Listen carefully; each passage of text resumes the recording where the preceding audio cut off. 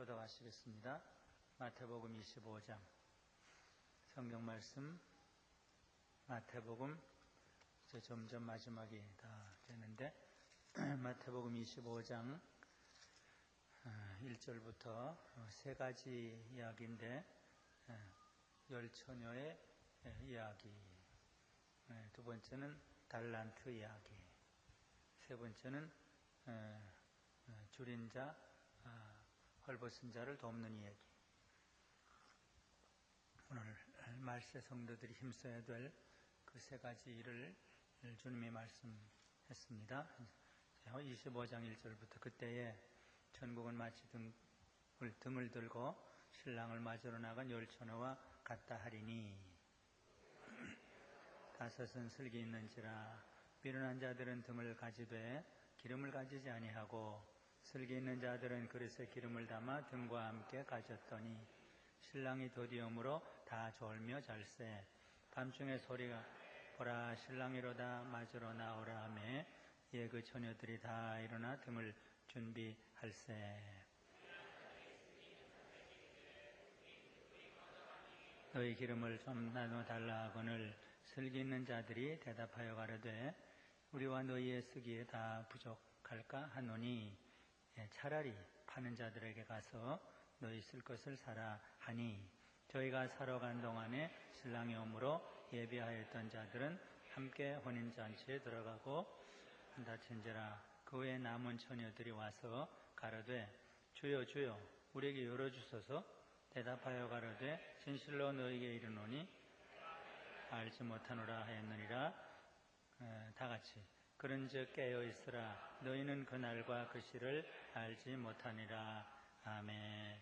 그 첫째 이야기고 그 다음 이야기는 14절부터 어떤 사람이 타국에 갈새 각기 그 재능대로 하나에게는 금 5달란트를 하나에게는 2달란트를 하나에게는 1달란트를 주고 떠났더니 그 얘기가 있고, 세 번째 이야기는 31절부터 인자가 자기 영광으로 모든 천사와 함께 올 때 자기 영광의 보좌에 앉으리니 모든 민족을 그 앞에 모으고 각각 분별하기를 목자가 양과 염소를 분별하는 것 같이 양과 염소를 분별하는데 줄인 자에게 가난한 자에게 병든 자에게 사랑을 베푼 사람은 오른편에 그렇지 않은 사람은 왼편에 서리라. 그 세 가지 이야기입니다. 지난 금요일 갔다가 모스크바에 갔다가 오늘 오후에 돌아왔는데 그 보고에 관한 말씀은 주일날 드리려고 하는데 그러나 잠깐 말씀을 드리고 그리고 이 말씀을 또 간단하게 또 설교하겠습니다. 미르교회 모스크바 평안교회 처음으로 10수년 만에 처음으로 그래도 자기 이 교회당을 마련하고 너무 기뻐하고 감사하는 모습을 보았어요. 물론 조그마한 장소예요. 40 몇 평밖에 안 돼요. 그러니까 너무 기뻐하고 너무 좋아해요. 바깥에 보면 아주 허름한 창고 같아요. 그래서 우리가 도착하던 날 윤경이 윤희도 미국에서 방학이 돼서 왔는데 그 윤희와 윤경이가 너무 슬프고 그래서 울었다고 그래요. 어떻게 이렇게 거지 같은 곳에 이렇게 교회당을 마련했는가. 그런데 들어가 보면 너무 깨끗하고 아담하고 아름답게 정성을 다해서 예배당을 마련했어요. 물론 한 100여 명 들어갈 수 있는 그런 방, 옆에는 또 조그만 친교실이라고 그럴까, 그리고 부엌, 그렇게 3방이에요. 화장실 있고. 그런데 처음으로 여기저기 쫓겨다니고 여기저기 참 빌린 곳에서 예배 드리다가 처음으로 자기들의 예배당, 아직 정식 허가는 안 나왔어요. 그 옆에서들 방해가 많아요. 그 벽돌을 조금 쌓았는데 그걸 몇 개를 부셔버렸어요. 그 경찰에 신고하고 시끄럽다고. 그래서 방음벽을 옆에 막고 언제 어떻게 어떤 어려움이 있을지는 모르지만 그러나 많은 환난과 많은 어려움을 겪고 또 주로 우리 강변교회가 헌금한 그 헌금으로 한 2억을 들여서 우리가 뭐 절반 이상 거의 전부 했죠. 그래서 헌당 예배를 드리면서 너무 감사하고 기뻐해요. 그들의 얼굴 모습을 보면 알 수 있고, 찬양하는 모습, 간증하는 모습. 같이 갔던 김종은 목사님이 많은 감동을 받았어요. 중강 선교사님과 이미화 선교사님 너무 기뻐해요. 자기들의 기쁨은 교회입니다. 이 성도들입니다. 예, 한국에 가서 살 필요가 없습니다. 마지막까지 하나님이 인도하시는 대로 여기서 이들을 사랑하면서 기뻐하면서 살고 싶습니다. 참 여러 성도들이 그동안 뭐 다는 안 했지만 여러 성도들이 헌금을 해서 그 교회당을 마련하고 또 헌당 예배를 드리면서 강변교회에 대한 감사가 아주 뜨거웠어요. 그 감격이 있고 눈물이 있고 그 설교를 듣고 간증들을 하는데 예배가 1시간 반, 찬양과 간증이 1시간 반. 근데 매주 그렇게 한대요.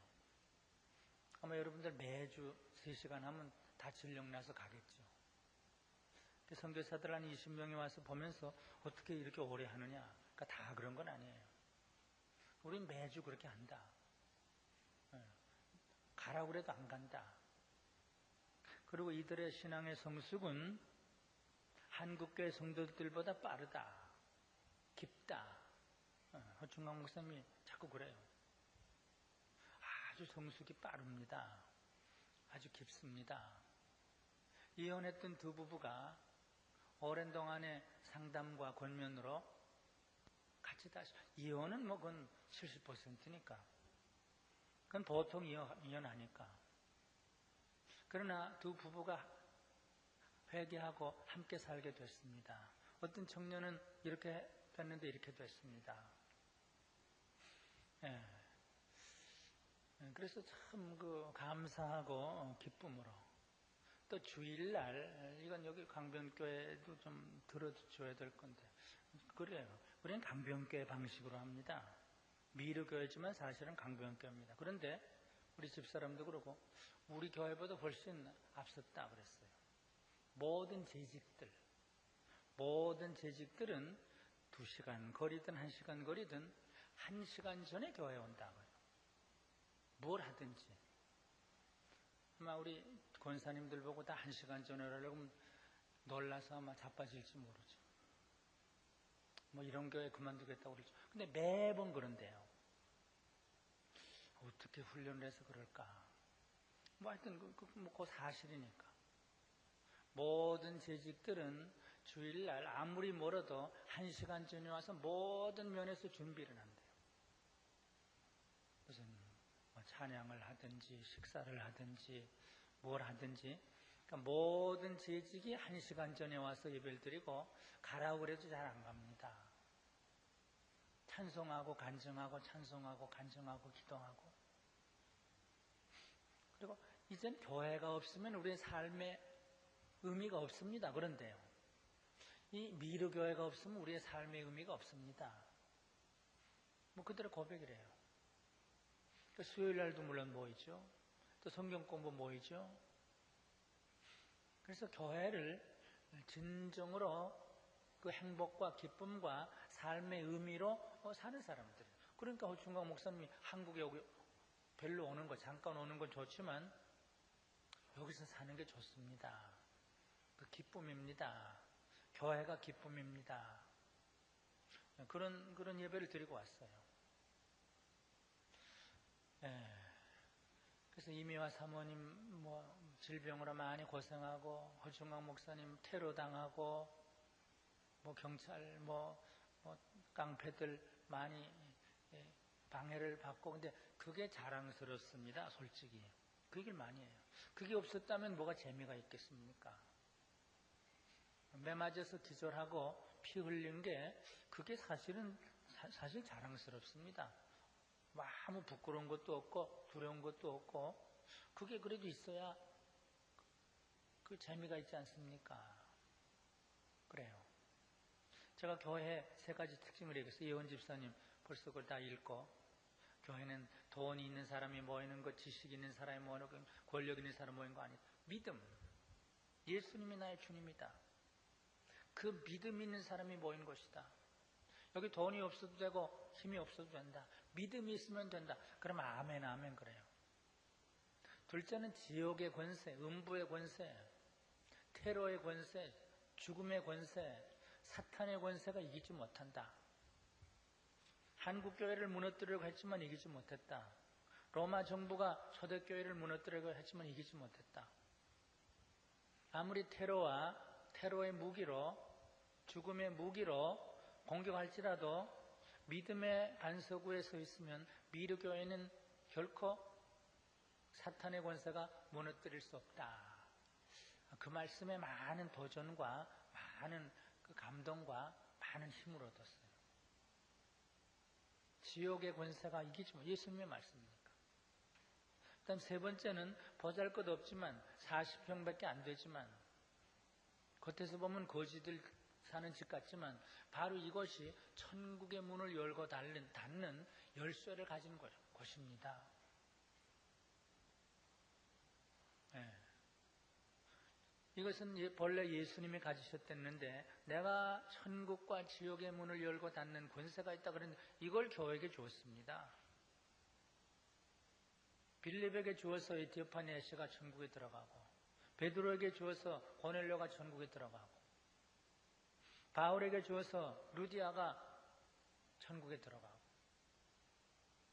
이 미르교회 거기에 한 끝이에요. 그게 남쪽인가 동쪽인가 남쪽인가 제일 끝이에요.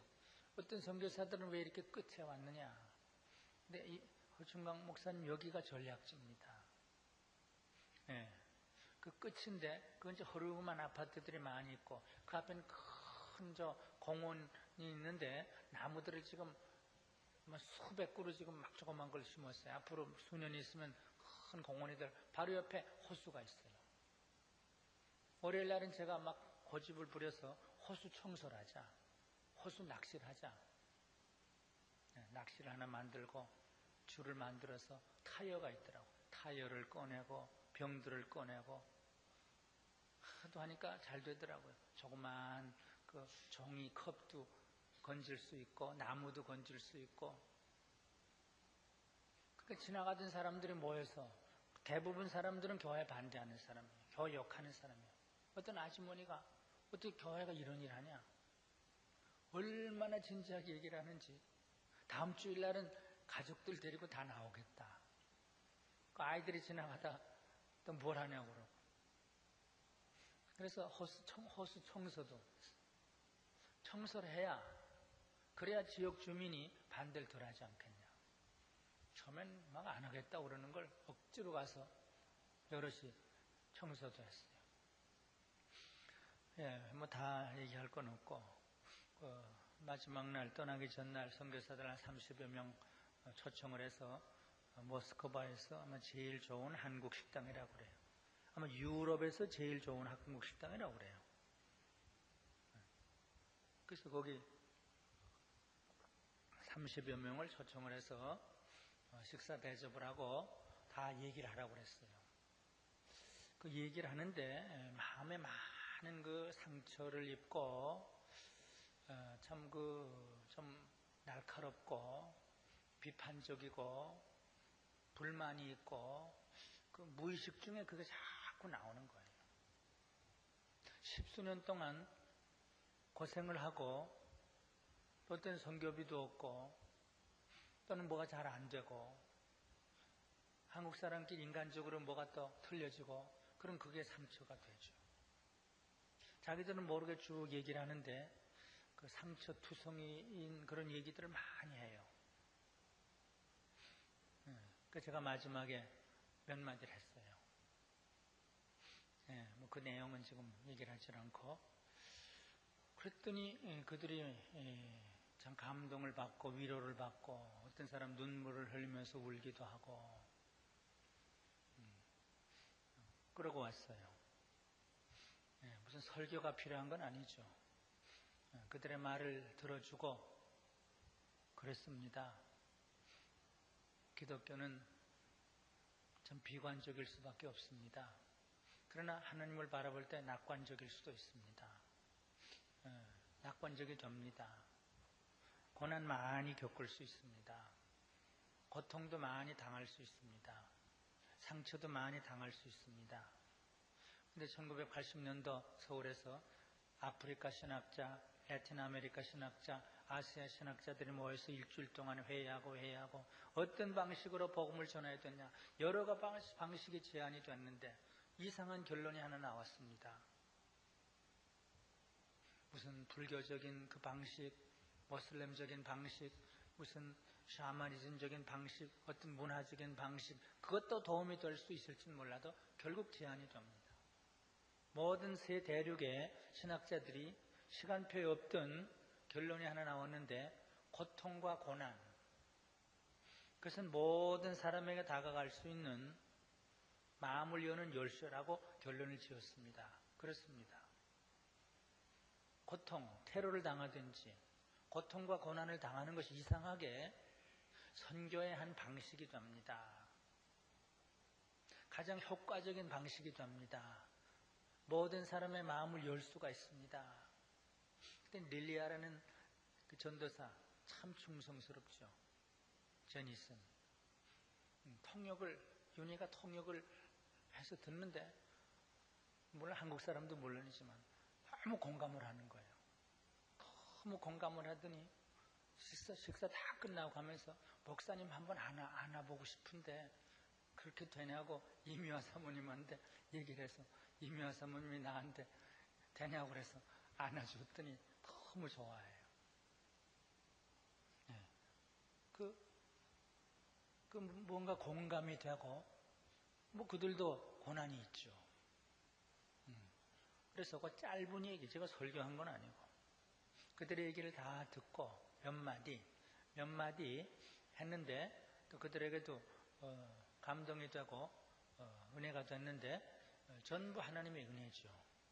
그리고 여러분들의 기도의 덕분, 그동안 여러분들의 수고, 헌금, 기도, 그것으로 거기에서 그런 역사가 일어나는 거예요.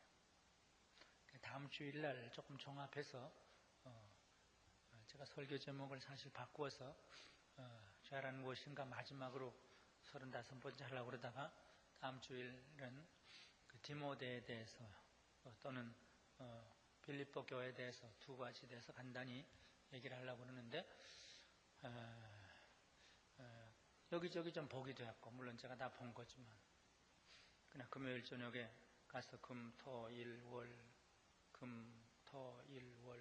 나흘 동안 열심히 사진을 다 찍었어요. 여기 가서 찍고 저기 가서 찍고, 조금 땅바닥에 이렇게 누워서도 찍고 위에가 잘 안 보이니까. 그리고 어느 날 점심 치킨을 먹으러 들어가서 자꾸 찍는데 자꾸만 돌아가요. 46개 했는데 자꾸 돌아가요. 열어봤더니 필름이 하나도 없어. 필름 없이 나흘 동안 찍었구나.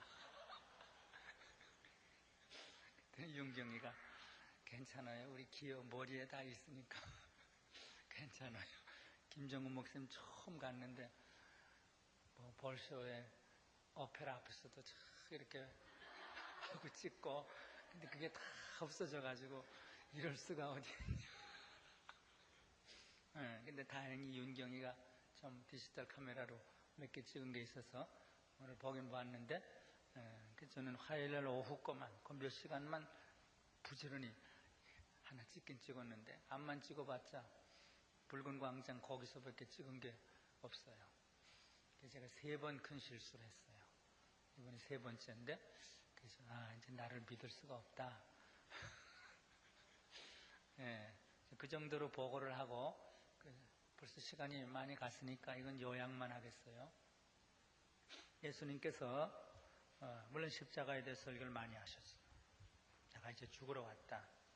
십자가가 내 목적이다. 부활한다. 부활함으로 너희들도 부활한다. 십자가와 부활. 그 다음 재림.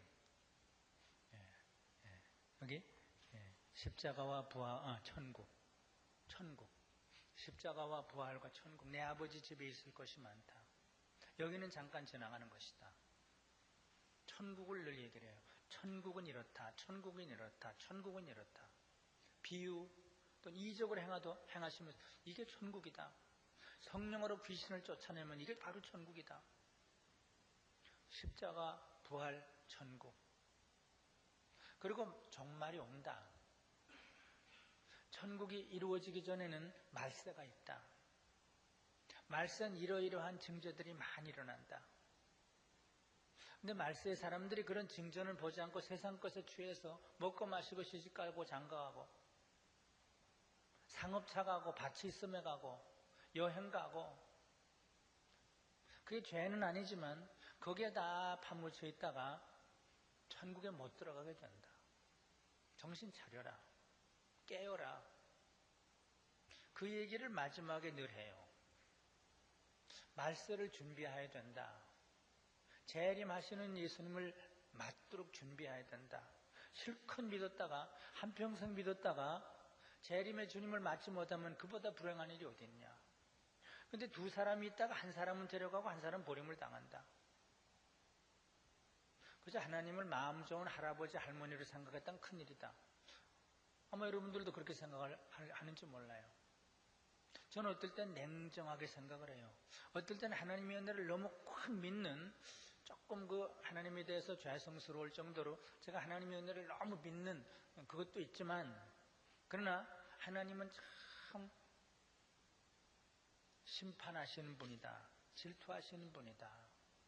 회개가 없는 자에게는 결코 천국이 없다고 말씀하시는, 아들을 통하지 않은 그는 결코 천국이 없다는, 형식 아무 소용이 없다. 종교성 아무 소용이 없다. 이 독사의 새끼들아, 예수님 그랬습니다. 종교성 있는 사람들, 무서운 분이다. 그러나 마지막 몇 년이라도 깊이 회개하고 몸이 부서지도록 일하고 그러고 천국을 맞이해야 되는데, 그 안타까움, 그 두려움이 사실은 있어요. 하나님의 은혜를 그저 너무 믿는 그런 좀 염치 없는 그런 마음도 있지만, 한편으로는 또 이러다가 넘어지면 안 되는데 그 긴장감도 있어요. 자, 오늘 세 가지 얘기를 했어요. 세 가지 말씀을 했어요. 말세 성도들에게 필요한 것, 첫째는 기름을 준비해라. 껍데기 소용없다. 등 소용없다. 장로, 권사 그 직책 소용없다. 어떤 의미로? 목사라는 이름도 어떤 의미로 소용없을 수 있다. 기름을 준비해라. 그건 은혜를 준비해라 거예요. 은혜를 받아라. 미르교회 성도들이 한국교회 성도들보다 은혜를 많이 받는다고 그래요. 성숙이 빠르다고 그래요. 선교지에 주신 하나님의 축복이 아닐까. 새로 나온 사람들에게 주신 축복이 아닐까. 오래 믿은 사람일수록 참 위태롭다. 거기 이인기 목사님이 한국교회가 혹시 유럽교회처럼 박물관이 될 시기가 온 건 아닙니까? 아주 선교를 잘하는 분이 그래요. 진지하게. 그럴 수 있습니다. 제가 그랬어요. 은혜가 없으면 껍데기죠. 척하는 거 소용없어요. 기름은 성령을 상징하고 은혜를 상징해요. 기름을 늘 채워야 돼요. 처음 믿을 때만 뜨겁게 기도하고 회개하고 헌신하고 사랑하고, 근데 그게 없어지면 처음 사랑, 처음 은혜를 잃어버리면은 그게 어리석은 천혜예요. 근데 어느 시기가 지나가면 안 된다고 해요. 기름 파는 사람, 하나님에 가서 교회 가서 기름 좀 달라고 그러는데 이미 때가 늦는다. 그래서 고린도후서 6장에 지금은 은혜 받을 때라, 누가복음 4장에 지금은 은혜를 선포하는 때다. 지금이 은혜의 때다. 그건 역사적인 어떤 시기가 될 수도 있고 여러분들에게 어떤 시기가 될 수가 있어요. 끝까지 거역하고 뻣뻣하고 불순종하면은 멸망의 자식이 될 수가 있어요. 오늘 그런 거예요. 아무리 이건 신자를 가리키는 겁니다. 불신자는 아닙니다. 여기 신자입니다. 5명은. 그러니까 반수는 안 될 수도 있을지도 모르겠어요. 어거스틴과 키프리아는 그 이상이 된다고도 생각한 것 같아요. 교회 다니는 사람의 반수예요. 그러니까 이건 심각한, 주님이 이제 마지막에 오니까 급하신 거예요. 기름을 채워라.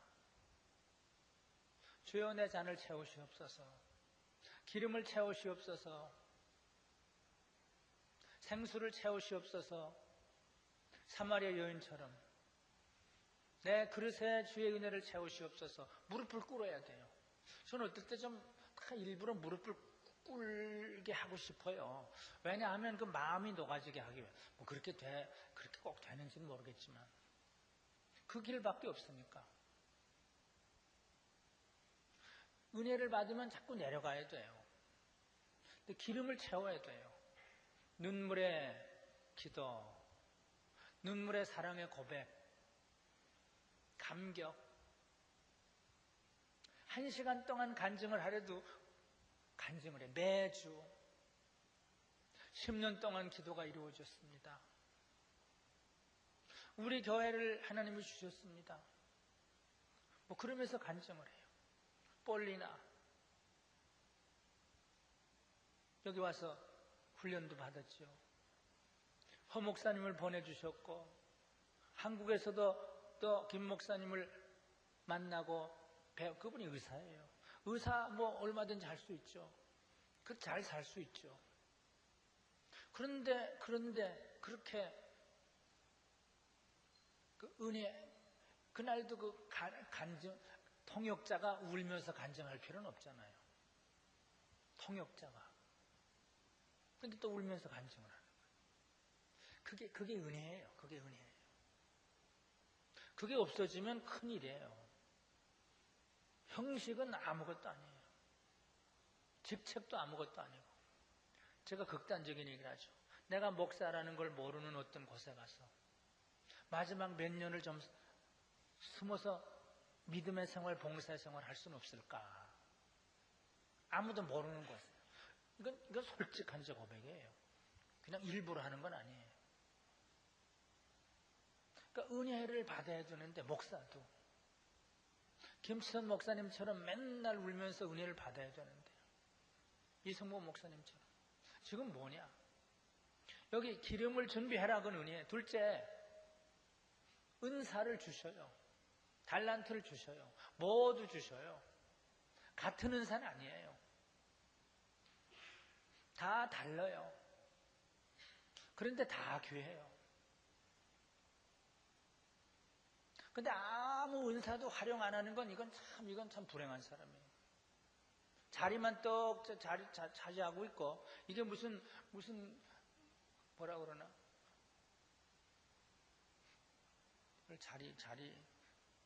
자리만 차지하는 걸 뭐라고 하는지는 지금. 일이 아니라, 봉사가 아니라, 뭐 장로, 권사, 집사가 그걸 뭔 것처럼이라고 그래. 나 지금 러시아에 갔다 와서 한국말을 잊어버렸나? 네? 뭐처럼이라고 그래. 네? 하여튼 뭐처럼 착각을 하고 은사를 활용을 안 해요. 한 달란트 받은 사람은 뻣뻣해요. 주인에 대해서 굳은 마음이 있어요. 굳은 마음이 이게 문제예요. 굳은 마음. 주인을 굳게 생각하니까 자기도 굳어요. 어떻게 주인이 나에게 달란트를 맡겼을까?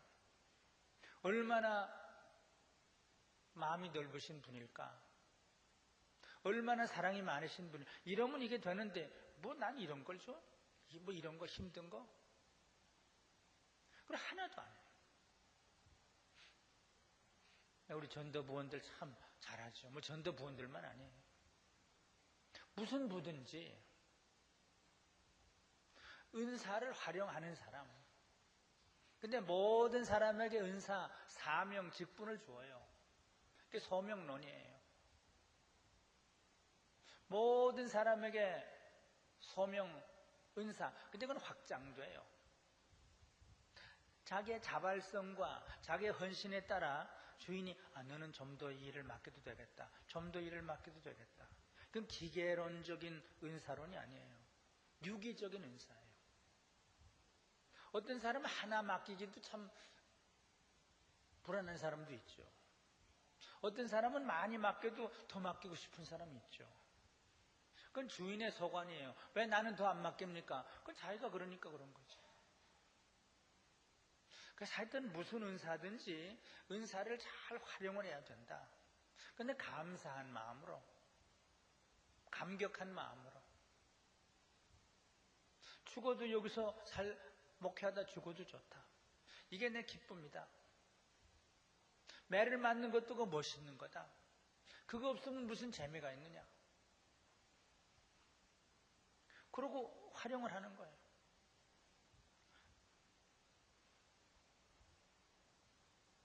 월요일 아침인가 아마 죽을 뻔했다고 그러죠. 중앙 목사 하도 뭘 하고 그래서 앰뷸런스는 불을 꺼올까 하다가 뭐 정신이 없고 이렇게 해서 죽나보다 그런 생각을 하고 이미화 선교사도 막 같이 기도하고 겨우 살아나서 월요일날 만난 거예요. 뭐 그럴 수 있죠. 하도 뭐 이미화 선교사도 지금 뭐 어떻게 치료를 하라 그러는데 자꾸 연결해요. 헌당 예배 드려야죠. 그 비자 만료될 때 한국 나와야지 미리 나가면 어떡하냐. 빨리 가서 무슨 치료를 받으라고 그래도. 근데 이 일 때문에 그러는 거죠. 비자도 이것도 하나의 비자가 무슨 그것도 일하기 위한 방편인데 그 비자 말기도 하기 전에 나간 그만큼 손해 아니냐. 그 주의 일이야. 예수의 일. 디모데는 예수의 일만 했다. 딴 사람들은 다 자기 일 하는데. 그래서 달란트를 사용해라. 그래야 마지막 주님 앞에 설 때 칭찬 듣는다. 구경꾼들은 다 이제 책망 들을 사람들이에요. 주일날 암만 와서 뭐 예배를 드려도 섬기는 일 하나도 안 하는 사람은 다 책망 들을 사람이에요. 자리만 채워봤자 안내하래도 안내도 안 하고 인사하래도 인사 안 하고 15분 전에 오라고 그래도 오지도 않고 그건 다 이제 책망 들을 사람들이죠.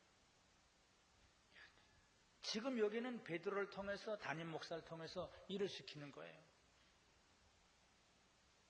너는 내 사자다 그랬으니까 그 사람이 잘나서 그런 건 아니에요.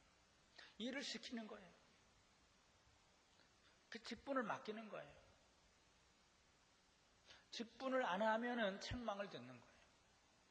기름이 없어도 책망 듣고 은혜를 못 받으면 책망 듣고 섬기는 봉사일, 주의 일 하지 않으면 책망 듣고 세 번째 또 얘기를 해요.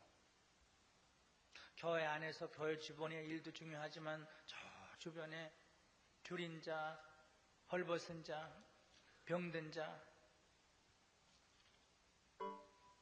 이런 사람들이 많이 있다. 예수님이 그런 사람들을 위해서 왔죠. 내가 줄일 때 너희가 먹을 것을 주었고 줄일 때, 목마를 때, 나그네 됐을 때, 벗었을 때, 병들었을 때, 옥에 갇혔을 때 이거 여러 가지 있죠. 이런 사람들이 세상에 많이 있죠. 선한 사마리아 사람은 지나가다가 거기 갔죠. 종교인들은 안 가요. 종교를 직업으로 삼으니까.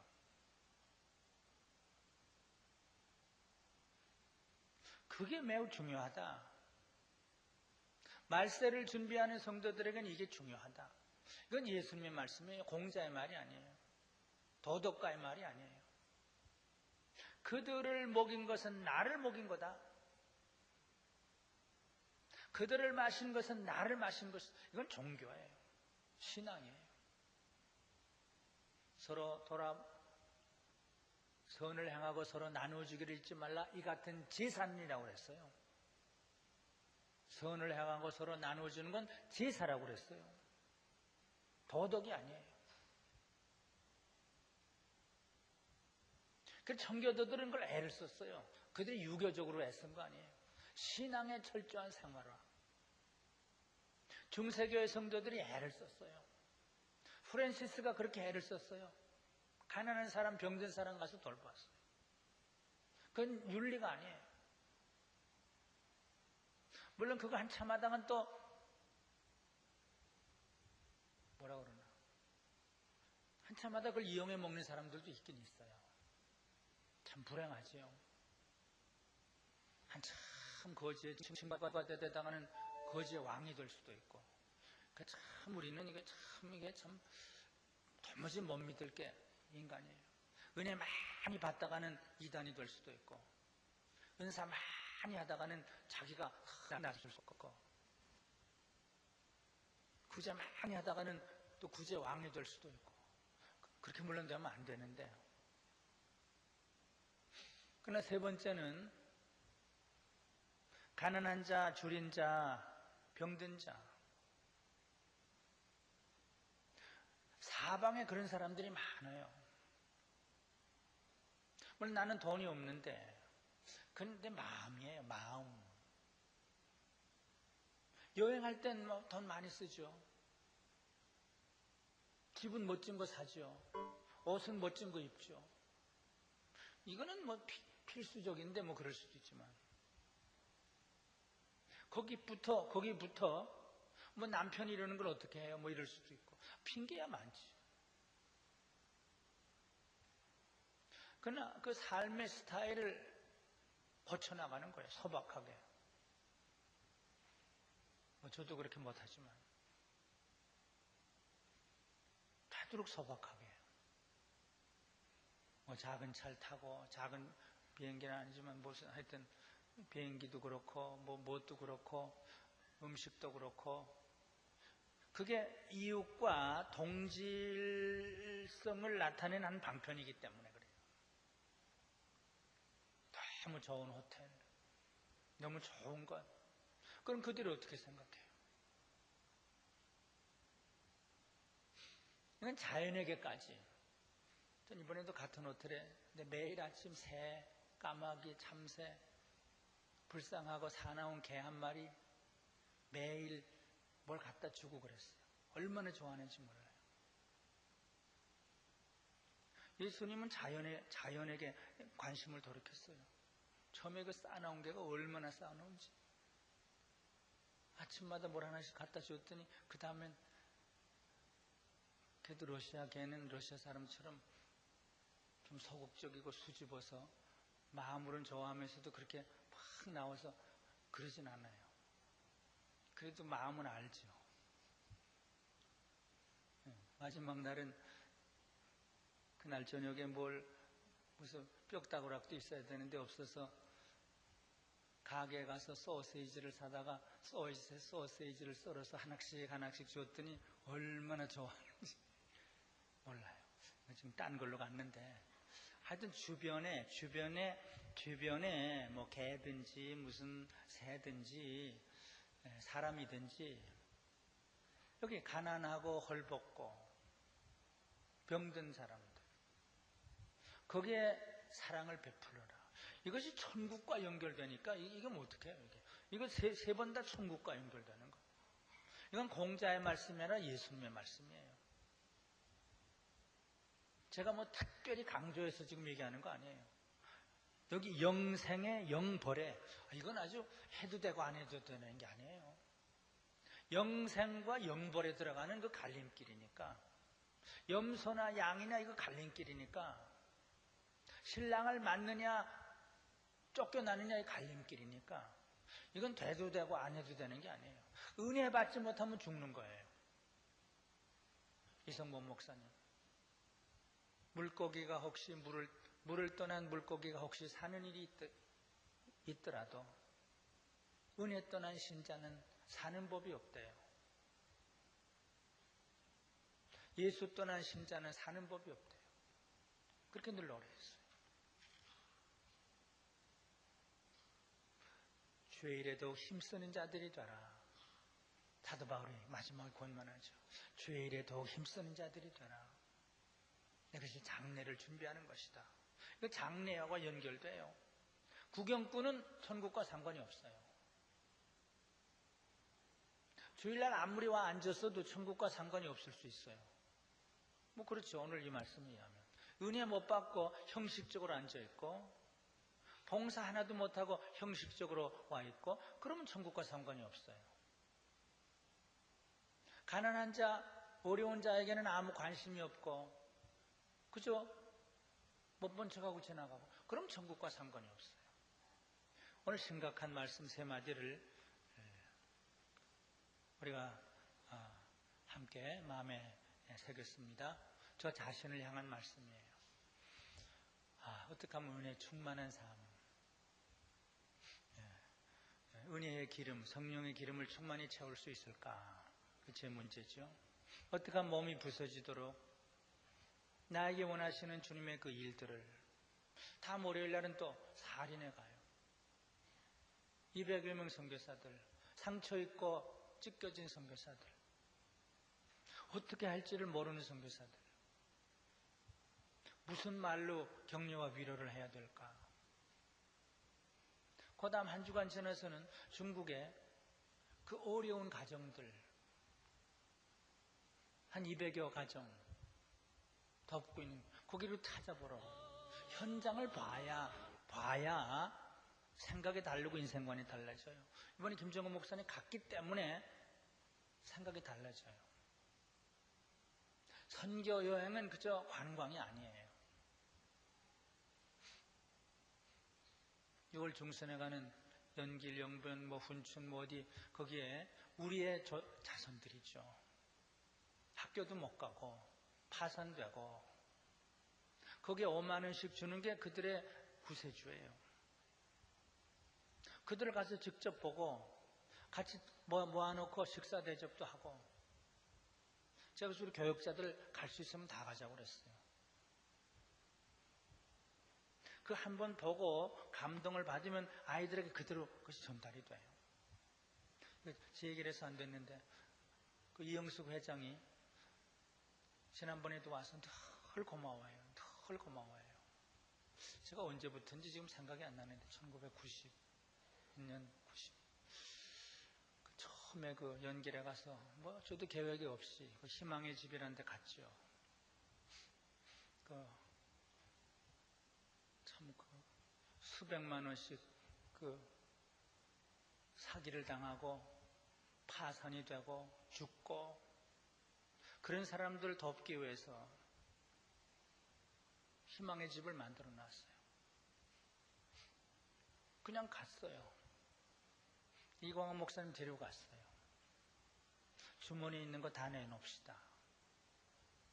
물론 북한에 옥수수 보내기 위해서 옥수수 상당히 많이 그때 보냈는데 제가 그때 1,몇백 불이 있었던 것 같아요. 이광원 목사님 몇백 불이 내놓으시오. 그 내놔서 한 2,000불을 줬죠. 그죠? 큰 돈은 아니죠. 근데 그것이 시발점이 됐습니다. 그 절망 가운데 있는 서울 한국이라고 그러면 총뿌리를 대고 싸우고 싶던 한국 사람들이 와서 사기치고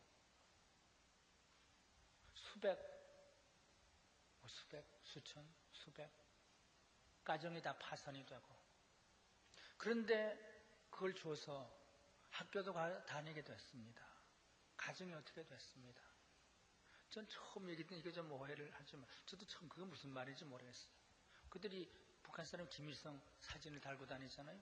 근데 어떤 아이들이 제가 무슨 그거 신문에 났는지 어디 났는지 그래서 제 사진을 달고 다니는 애들이 있었대요. 그래서 무슨 수령님 사진이냐 그랬더니 이런 분이 학교 갈 수 있도록 도와줘서 이렇게 달고 다니면 그런 일들이 있었다고 그래요. 그러니까 여러분들의 그 도움이죠. 지금 그게 계속되는 거예요. 지금 한 150가정인가 지금 우리 교회는 20몇 가정이고, 그래서 그들을 돌아보는 거예요. 한번 그냥 전에 김혜성 목사님이 그래요. 우리 이영환 집사님은 그때 오늘 이거 자꾸 잔소리가 많아지는데, 이거 가난한 자를 돕는 게 이게 천국을 준비하는 거기 때문에. 그때 그 어떤 여기 할머니 한 분이 150만 원이고 얼마 100만 원인가 평생 자기 사위가 하나도 돌아보지 않던 사위가 그래도 이게 50만 원을 갖다 줬습니다. 자기가 수년 동안 모은 돈 50만 원. 그래도 나도 뭔가 주님을 위해서 해야 되는데, 우리 교회 헌금하면 딴 데 쓸 것 같고, 그래서 김 목사님에게 100만 원인가 그때 가져왔습니다. 그래서 그걸 어떻게 쓸까, 애를 그렇게 귀한 돈이니까. 그래서 김혜성 목사님 그 얘기를 듣고, 그 이어금 씨, 희망의 엄마 그 어려운 얘기 듣고, 나 100몇십만 원 하고 그 먹을 것 좀 보내겠습니다. 이용환 집사님 보내겠습니까? 아니, 돈 보내면 답니까? 와서 좀 봐야죠. 좀 안아도 주고 손 잘리고 뭐 어떻게 되고 발 잘리고 그런 사람 봐야죠. 그래서 충격을 받았어요. 김혜성 뭐 그래, 돈 보낸다고 됩니까? 저한테 아주. 그래서 그때 그것이 첫 출발이죠. 외국인 노동자 교회를 돕기 시작한 것이. 그래서 그런 의미로 이번 6월 중순에 가는 거예요. 몇몇 교회 사람들하고. 여러분들도 좀 가면 좋을 거예요. 가서 봐야 이게 우리가 할 일이다. 줄인 자, 헐벗은 자, 병든 자, 나그네 된 자를 돕는 길이다. 우리 동족들이죠. 우리 후손들이죠.